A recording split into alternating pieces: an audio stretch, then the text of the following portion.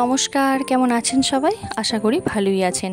আমি সুদেশনাথ রান্নাঘর অ্যান্ড ব্লগের আরও একটি নতুন ভিডিও নিয়ে হাজির হয়েছি আপনাদের সামনে। পৃথিবীর যে প্রান্ত থেকে ভিডিওটি সামনে পাচ্ছেন প্রত্যেককে আমার এই ভিডিওতে প্রথমেই ওয়েলকাম জানাই। ইন্ডিয়ান টাইম অনুযায়ী এখন বাজে ওই ঘড়িতে 8টা মতো। তো আপনাদেরকে সঙ্গে নিয়ে এখান থেকে আমি ভিডিওটা আজকে স্টার্ট করলাম। আমাদের প্রত্যেক দিনের জীবনের কিছু খণ্ডাংশ আপনাদের সামনে তুলে ধরার চেষ্টা করেছি। আশা করি আপনাদের ভালো লাগবে। প্রত্যেক দিনের মতো সকালবেলায় সকাল হতে না হতেই রান্নাঘরে এসে রান্না করতে এসে দেখি যে কন্টেনারটায় তেল থাকে সেই সর্ষের তেলের কন্টেনারটা শেষ হয়ে গেছে। তো প্রথমেই সর্ষের তেল যেটা স্টক করে রাখা হয় সেখান থেকেই একটু তেল ঢেলে নিলাম ফার্স্ট। তোমরা তো জানোই যে আমাদের মাসকাবাড়িতে 1 মাসের মতো জিনিসপত্র এনে রাখাই থাকে, তো মোটামুটি স্টোর করাই থাকে। তো প্রয়োজন মতো সেই জিনিসগুলোকে বার করে করে ব্যবহার করা হয়। তো যাই হোক, এদিকে দেখো এখন রান্না স্টার্ট করে দিলাম। আজ রবিবার বলে স্পেশাল কিছু হয়নি, সাধারণভাবেই সাধারণ রান্নাবান্নাই আজকে করেছিলাম সেরকমভাবে। চলো আগে তোমাদেরকে টুকটুক করে শেয়ার করে নিই যে আজকে কি রান্নাবান্না হলো।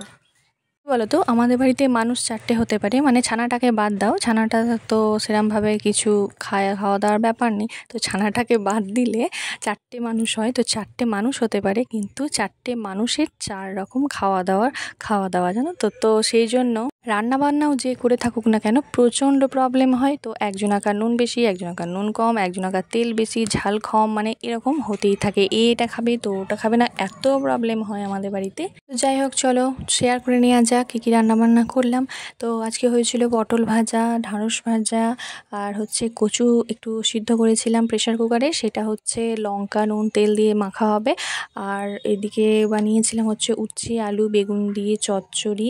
আর এই যে দেখছো এদিকে একটু করেছিলাম, বেসন দিয়ে লঙ্কা দিয়ে বড়া করেছিলাম, সেগুলো মুড়িতেও খাওয়া হয়েছিল সবাই মিলে। আর কিছু ছিল সেগুলো এই যে বেসন বড়া দিয়ে আলু দিয়ে পোস্ত হয়েছিল। তো কি বলতো, ওই যে উচ্ছে আলু বেগুন চচ্চড়ি দেখছো, ওই বেগুন আবার দুজনার চলবে না, হাজব্যান্ডের চলবে না, শ্বশুরের চলবে না, ওরা আবার বেগুন খায় না। তো উচ্ছে এইভাবে ভ্যারাইটিস রান্না হতেই থাকে। আর এই যে দেখছো এদিকে মাছগুলো, এই মাছগুলো না বেশ কিছুদিন হয়ে গেল রান্না হয়নি। আর ওদিকে একটা সবজি দিয়ে ঝোল হয়েছিল, পাতলা করে কুলেখাড়া সমস্ত সবজি দিয়ে, সেটা আমার ছেলে এবং শ্বশুরমশাই খায়। শ্বশুরমশাই তো রিচ খাওয়া দাওয়া করছেন না এখন, তো সেই জন্য ওদের ঝোল। আর ওই যে দেখছো মাছগুলো, ওই মাছগুলো একটু ভেজে রেখে দেবো। আজকে করবো না, মাছের জাস্ট প্রয়োজন মতো ঝাল করবো, আর ওগুলো ভেজে রেখে দেবো। কারণ মাছগুলো না বেশ কয়েকদিন হলো নেওয়া হয়েছে, খাইনি মাঝখানে, তো তার জন্য একটু নষ্ট হয়ে যেতে পারে বলে ভালো করে ভেজে রেখে দেবো। মুড়ি খাওয়ার জন্য কুমড়ো আলুর তরকারিও করা হয়েছিল। আর এই দিকে দেখো আমার ছেলে, এই যে ও এখন একটু বদমাইশি করছিল, তারপরে ওকে এই যে জাস্ট খাওয়াতে বসলাম। আর তারপরে এই দিকে কি বলতো, আজকে সকালবেলা থেকেই একটা প্ল্যান করে নিয়েছিলাম, সেটা যে আজকে কি বলতো গ্যাসটা না গ্যাসের যে বার্নারটা না প্রবলেম হচ্ছিল। তো সেই জন্য গ্যাসের মিস্ত্রিকে যে সারাবে আর কি, সেই মিস্ত্রিকে ফোন করা হয়েছিল। তো সেই মিস্ত্রি আসবে 11টা নাগাদ। তো আজকে সেই জন্য তাড়াতাড়ি করে আগে রান্নাবান্নাগুলো করে নিলাম। তারপরে ভেবেই রেখেছি যে এই যে আসবে তখন আমি কি বলতো রান্নাঘরের যে সেলফগুলো হয় সেগুলো না তলাগুলো প্রচণ্ড নোংরা হয়েছে, ওইগুলো আমি আজকে ক্লিনিং করব। অপরিচ্ছন্ন রান্নাঘর দেখতে একেবারেই আমার বিরক্ত লাগে। আর অপরিচ্ছন্ন রান্নাঘর থেকে না রান্নাবান্না করতেও ভালো লাগে না।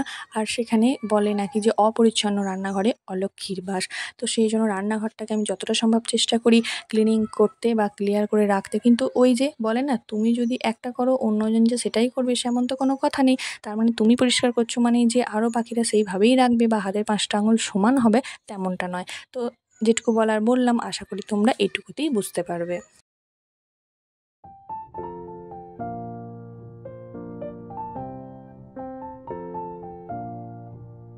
এই যে বললাম না আজকে 11টা নাগাদ মিস্ত্রি আসবে, গ্যাসের মিস্ত্রি, গ্যাসের ওভেন যে সারায় সেই মিস্ত্রি।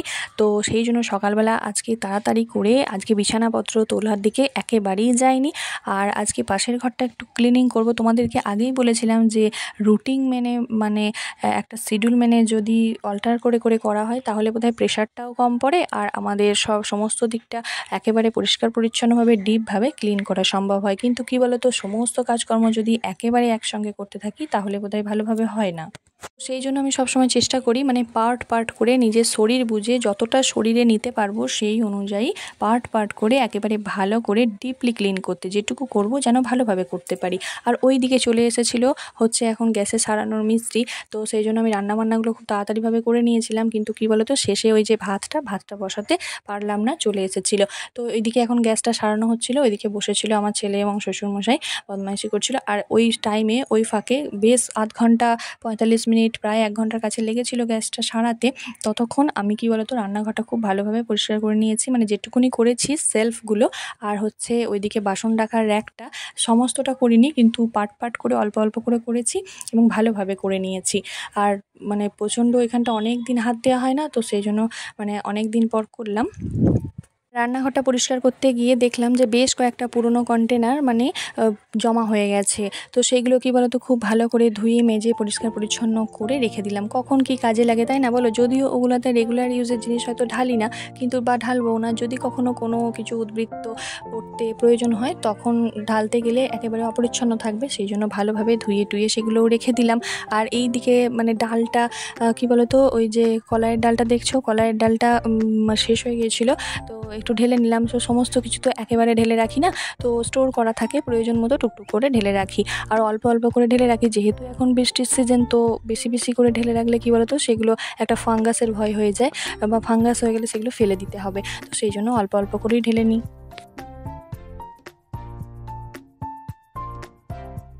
ওইদিকে রান্নাঘরে আমি কাপগুলোকে খুব ভালোভাবে সাজিয়ে নিয়েছি, সেলফটাকে মানে বাসনের র্যাকটাকে পরিষ্কার করে কাপগুলোকে ভালোভাবে সাজিয়ে নিয়েছি।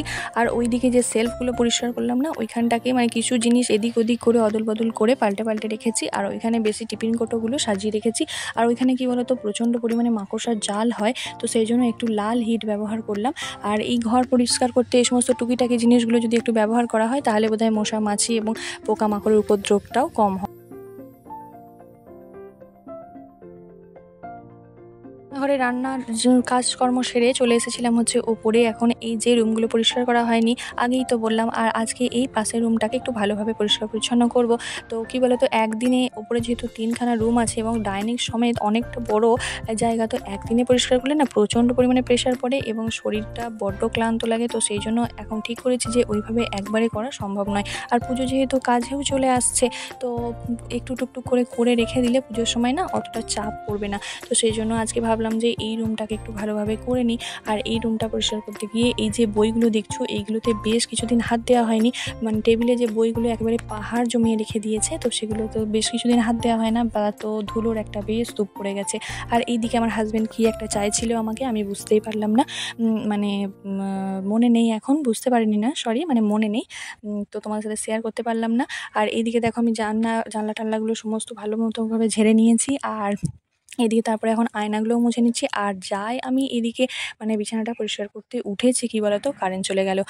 আর কি করা যাবে, তো যাই হোক পরিষ্কার করতে করতে আবার কিছুক্ষণের মধ্যেই চলেও এলো।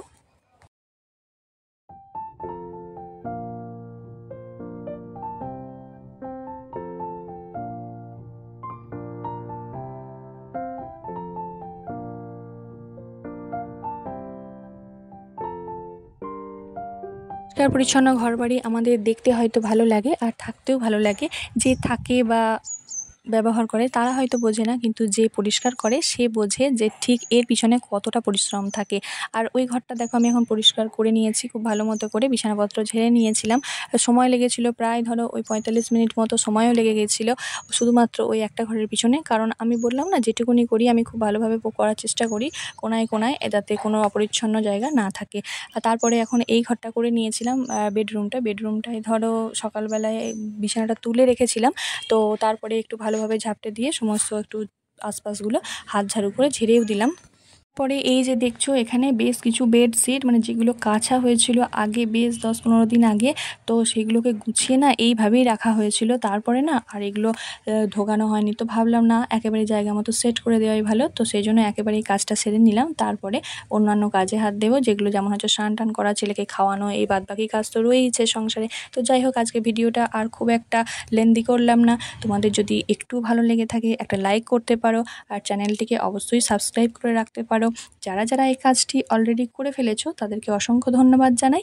আর যারা করোনি তারা অবশ্যই চ্যানেলটিকে সাবস্ক্রাইব করে রেখে বেল আইকনটা প্রেস করে রেখো, যাতে নিত্য নতুন ভিডিও খুব তাড়াতাড়ি তোমাদের কাছে পৌঁছে যায়। আর আমার ভিডিও কেমন লাগলো তোমরা অবশ্যই কমেন্ট সেকশানে কমেন্ট করে বলতে পারো। আর যদি মনে হয় যে কোনো জায়গা আমার ভুল আছে, সেই সংশোধনের প্রয়োজন আছে, অবশ্যই সেটাও তোমরা আমার সংশোধন করে দেওয়ার জন্য কমেন্ট করতে পারো। ধন্যবাদ।